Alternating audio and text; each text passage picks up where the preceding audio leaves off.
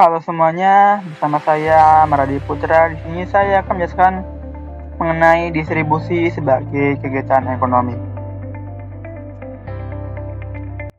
Nah, apa itu distribusi? Distribusi itu ialah proses menyalurkan barang atau jasa hasil produksi kepada konsumen dengan tujuan membantu menyalurkan barang dan jasa hasil produksi dari produsen ke konsumen. Lalu yang kedua, mempermudah konsumen untuk mendapatkan barang kebutuhannya. Yang ketiga, membantu produsen untuk menjual barangnya. Dan yang keempat, membantu meningkatkan kesejahteraan dan kemakmuran masyarakat.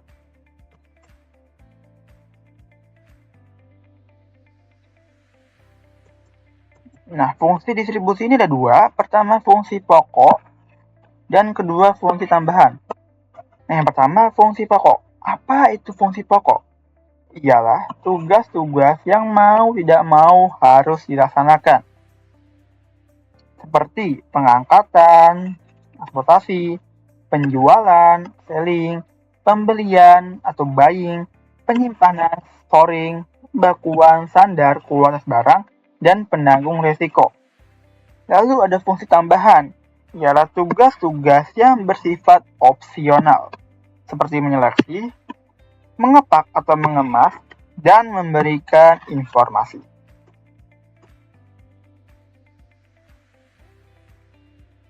Nah, pihak-pihak dalam distribusi itu apa saja sih? Yang pertama ada agen, dealer, ialah perantara pemasaran atas nama perusahaan, menjualkan barang hasil produksi perusahaan tersebut di suatu daerah tertentu, di mana balas jasa yang diterima berupa pengurangan harga dan komisi. Lalu ada broker atau makelar, ialah perantara pemasaran yang kegiatannya mempertemukan penjual dan membeli untuk melaksanakan kontrak atau transaksi jual beli, di mana balas jasa yang diterima disebut kurtasi atau provisi. Lalu yang ketiga ada komisioner, yaitu perantara pembelian dan penjualan atas nama dirinya sendiri dan bertanggung jawab atas dirinya sendiri. Balas jasa yang diterima disebut komisi. Lalu ada importir, yaitu pedagang yang melakukan aktivitasnya dengan menyalurkan barang dari luar negeri ke dalam negeri. Sedangkan eksportir, ialah pedagang yang melakukan aktivitasnya dengan menyalurkan barang ke luar negeri.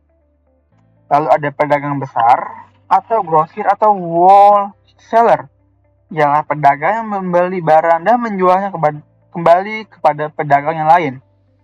Pedagang besar ini pasti selalu membeli dan menjual barang dalam partai besar atau jumlahnya itu pasti sangat besar. Lalu pedagang eceran atau retailer, ialah pedagang yang membeli barang dan menjualnya kembali langsung kepada konsumen. Nah, untuk membeli biasa partai besar, tapi menjualnya biasanya dalam partai kecil atau persatuan. Nah, bagiannya seperti apa? Bagiannya seperti ini. Ada produsen, lalu produsen ini menjual kepada, nah ini ada banyak ya. Bisa produsen menjual kepada konsumen, langsung konsumen. Bisa juga produsen menjualnya kepada pengecer terlebih dahulu, R. Lalu setelah pengecer itu langsung menjualnya langsung ke konsumen. Lalu bisa juga dari produsen, lalu dijual ke agen. Lalu agen menjualnya kembali ke pengecer atau retailer.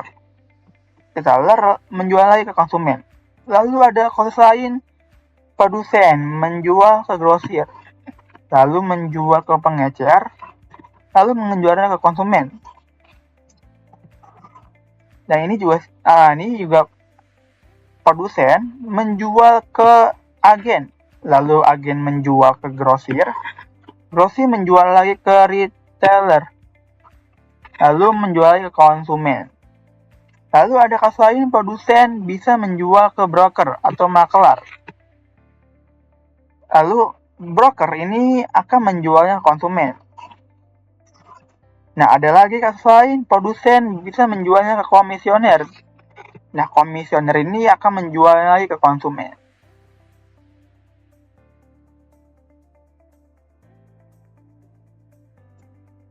Nah, sekarang faktor-faktor yang mempengaruhi distribusi. Yang pertama, pasar. Saluran distribusi dipengaruhi oleh pola pembelian konsumen, yaitu jumlah konsumen, letak geografis konsumen, jumlah pesanan, dan kebiasaan dalam pembelian. Yang kedua, produk.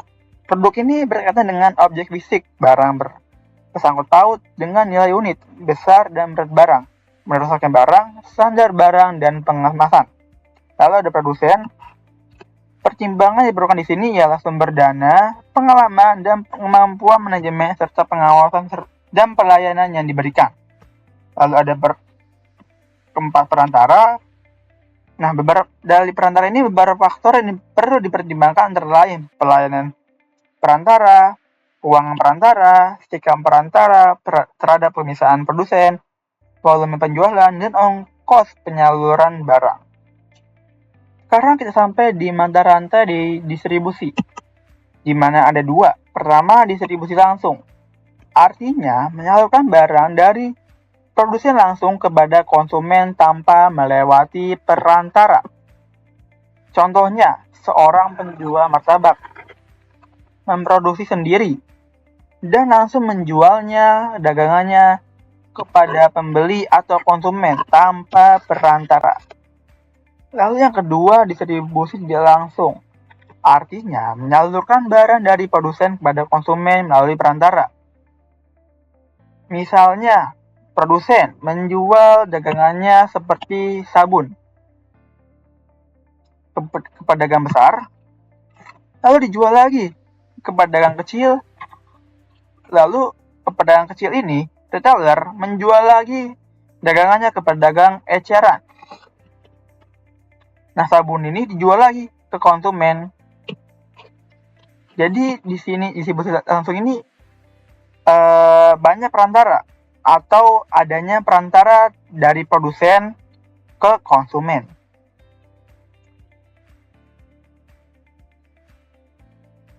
Baik, cukup sekian dari saya. Kurang lebihnya mohon maaf. Terima kasih telah menonton video ini. See ya!